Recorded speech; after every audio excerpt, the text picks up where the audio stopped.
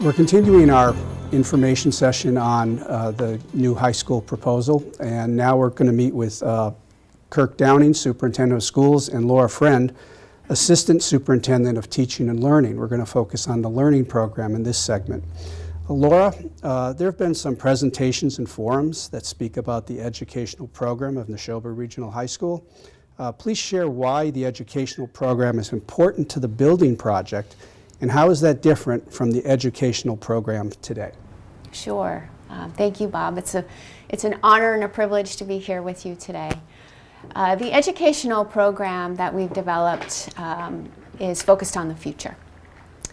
A future that exists with many unknowns. We know that our students are stepping into a world with evolving technologies, global competition, changing economies. And our goal with our educational program is to support our students with a world of unknowns, with the skills and competencies they need to be successful and happy in the 21st century while preparing them with rigorous content.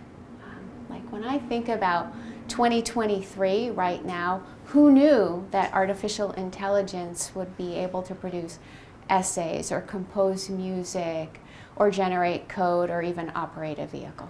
So the world that our students are entering into is one that has so many unknowns. So our goal with our educational program is to really support our students with the skills and competencies they're going to need to be able to navigate this quickly changing landscape.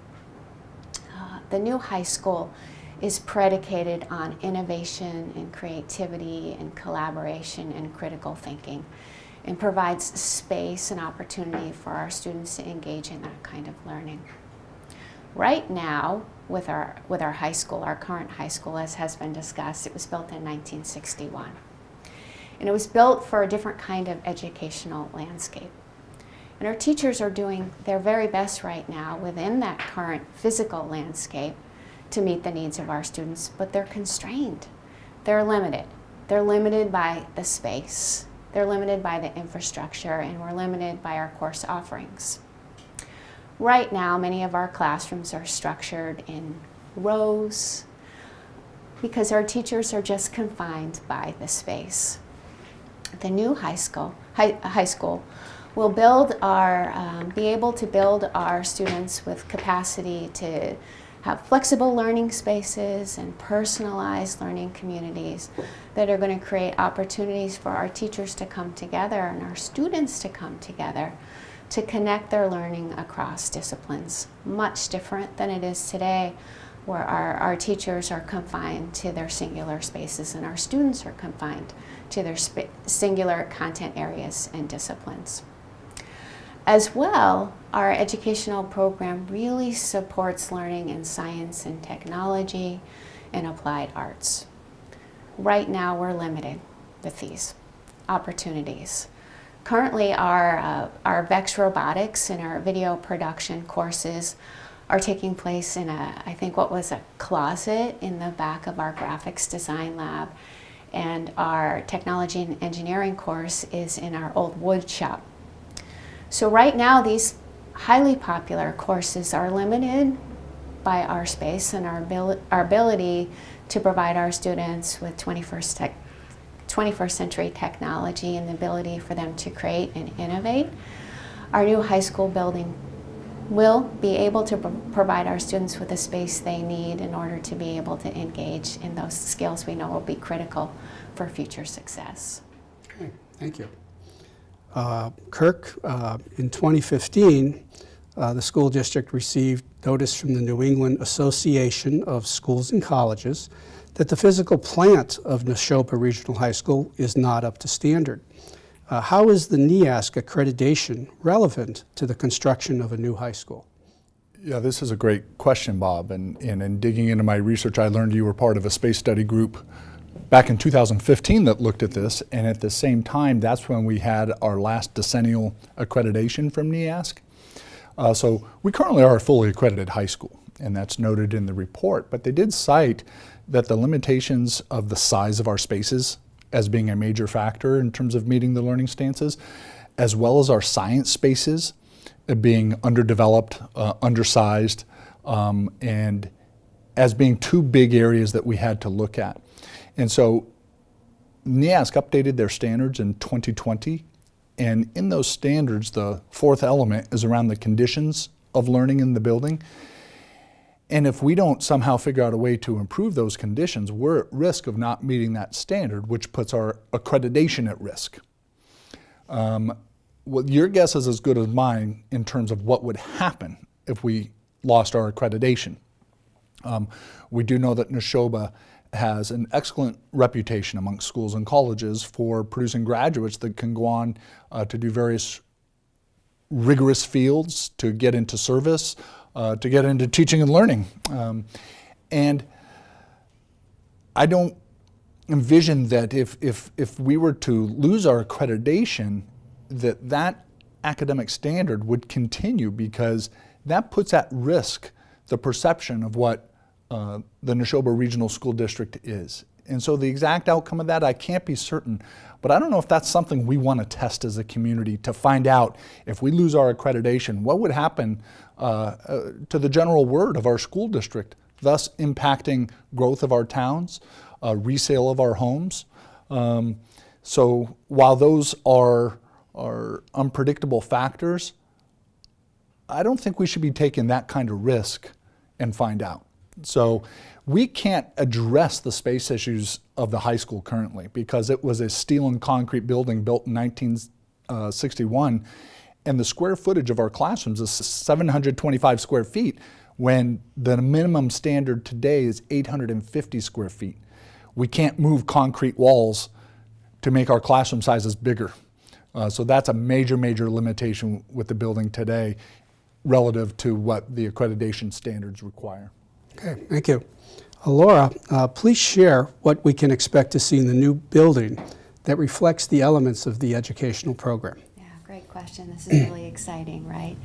And to Superintendent Downing's point, just around the updating of our spaces and the increasing of our spaces to support flexible learning and creativity and innovation. But in terms of some specifics, the new building concept is predicated on personalized learning communities. So what is that? Schools within a schools, essentially. That sounds fancier than it actually is, but what that means is bringing interdisciplinary teams of teachers together so that they can create learning opportunities for students that connect learning across disciplines and domains. So no more isolated disciplines and content areas, but opportunities for thematic learning, project-based learning, opportunities for students to collaborate, create, connect, and develop new ideas through simulations and debate and projects. Within the new building design are project rooms where these small learning communities would have the capacity and the capability to come together, for classrooms to join together for that purpose, to really engage in those projects and that experiential, relevant kinds of learning. In addition, the space will be 21st century equipped with high-end technology and access to learning such as huddle stations and AR, VR, gamification, and even new technology like Merlin Minds as an example. So providing our students with the tools they need to be excited about learning and to really engage in their learning, so that when they move beyond us, they're ready to take those skills and competencies to wherever they may find themselves. Additionally, we have a updated media center planned, and a new auditorium equipped with high-end materials and access for our community to use those new spaces, and a flexible black box for theater. We know that our community values science and technology and the arts, and the building not only will support academics and the learning of critical thinking skills, but all the other aspects of educational programming which we know are important to our community and important to our kids. Additionally, the new building will provide for a preschool space so that we can have a preschool center to complement our preschool classrooms that already exist in our district, to not only help families, but also to provide our students who may be interested in early childhood education an opportunity to support the preschool classroom in a way that's going to get them ready and excited about their next steps beyond high school. And our EMT program, which is one of our signature programs at Nashoba, right now does not have a space. But the new building does provide a space and a flexible space for our EMT program to engage in hands-on practice and simulations to be able to even grow that program even more. So lots of opportunity for a lot of exciting and engaging opportunities for our students. At the baseline, the design of the building will provide for flexibility so that we can adapt learning spaces to meet the needs that we just don't know exist yet. Okay, good. Kirk, what can we expect in terms of the athletic facilities in the learning program? The athletic facilities, most of the facilities, particularly the exterior facilities, will remain the same. We do know where the placement of the new building would be requires us to move the baseball field. So there'll be a period of time where we have to relocate baseball as that is being constructed. But we will not be disturbing the athletic field with the stadium at all. We will not be disturbing the upper fields. There could be a little bit of disturbance as we determine what the laydown area is for materials, but that's yet to be determined. On the interior, I know we're accustomed to having 2 gym spaces right now. We're going to have 1 larger gym space. I think the feature of that space, Bob, is that it's being constructed in such a way to where we can seat 1,000 people. We had basketball playoff games this year where we had to turn people away because we'd reached capacity of the gym. 1,000 seats in our gym space is also going to allow us to bring the entire student body together for important meetings or rallies, something we're not able to do right now with the limitations of our auditorium seating. Accompanying that gym space is going to be a wellness and fitness center that is fully equipped, distinctly separate from the gym, as we're accustomed to seeing the cage in our gym right now as our fitness area, as well as what we're calling a RAD space. That's going to be a larger space where we'll be able to do physical fitness activities like wrestling, for instance, can be hosted and practiced in that space, I should say. So in working with Ms. Rich, our athletic director, she's confident we'll be able to continue the the athletic program the way it's constructed right now, using the facilities and the design of this new building. I will also say that we know pickleball is all the rage across the country these days, and we've had to relocate the older tennis courts that are on the east side of the property, the southeast corner. And we had to do that because that's where we need to place a well for the new building. Those courts are going to be relocated over by the pump station on the west side of the property. And we're going to be designing and building those to support pickleball as rising in popularity, both across our community, but also within youth sports as well. Good. Laura, back to you. What's the district doing today that will prepare our educators and students for the building? Yeah, great question. This work has been happening for the past several years. I mean, it's always happening. Nashoba is a highly talented district with great students and teachers and families, and really dedicated to education. So a lot's been going on over the course of the past several years to develop our skill set as it relates to that new educational program and that vision we have for learning for our kids. Specifically, we think about professional development, and I can share a little bit about what's happening with professional development. For the past several years, the district has engaged in work around developing understanding around what does innovation look like in the classroom. So we've had some nationally known speakers come and speak to our faculty and staff, George Koros and Tony Wagner, who've spoken about innovation in the classroom. We've also engaged in the development of our Portrait of a Nashoba graduate. And our development of our Portrait of a Nashoba graduate competencies, of which there are 6,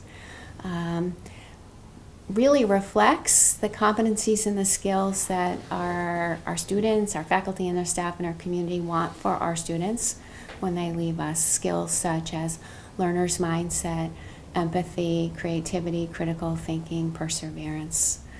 And those Portrait of a Nashoba graduate competencies have influenced our professional development for our teachers so that they can see what those competencies could look like in terms of their instruction in the classroom. So that work has been happening alongside and inside our strategic plan, which supports all of these efforts. In addition to professional development, we've also been working on our curriculum. And over the past year and into this year and continuing, because curriculum is dynamic, it's not static, we're always working to make it better and more relevant and personalized for our students, is the idea of deeper learning and deeper assessment, and providing students with an opportunity to engage in phenomena-based tasks, relevant, authentic, experiential learning. So right now our teachers are engaging a redesign of their curriculum with the goal of how do we really provide students with an opportunity to develop those Portrait of a Nashoba graduate competencies while they're learning their content.